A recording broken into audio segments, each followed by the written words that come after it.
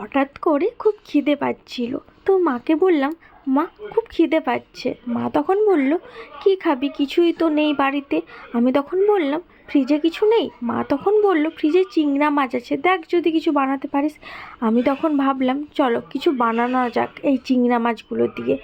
তাই চিংড়া মাছ 4 পিস চিংড়া মাছ ছিল। চিংড়া মাছগুলোকে ভালো করে ধুয়ে তার মধ্যে লবণ হলুদ মাখিয়ে নিচ্ছি।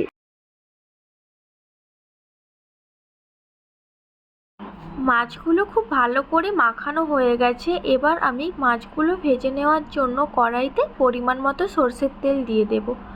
এখানে আমি পুরো রান্নাটাই সরষের তেলে করব। তেলটা খুব ভালো করে গরম হয়ে গেছে। এবার চিংড়ি মাছগুলো একটা একটা করে দিয়ে উলট পালট করে ভালো করে ভেজে নেব।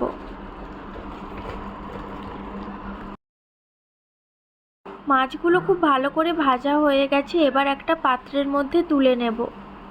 মাছ ভাজা ওই তেলের মধ্যেই পেঁয়াজ ও টমেটো বাটা দিয়ে ভালো করে ভেজে নেব পেঁয়াজটাকে।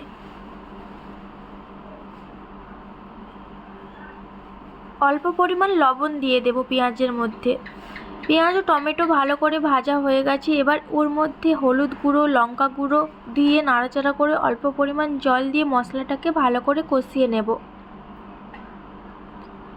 মশলাটা কষানো হয়ে গেছে। এর মধ্যে চিংড়ি মাছগুলো দিয়ে একটু নাড়াচাড়া করে পরিমাণ মতো জল ঢেলে দেব।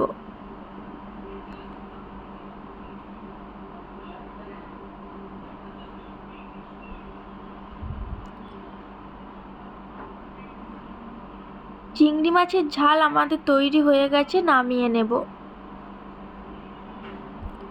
তো গাইস, চিংড়ি মাছের ঝাল একদম রেডি, চলো খেয়ে দেখা যাক।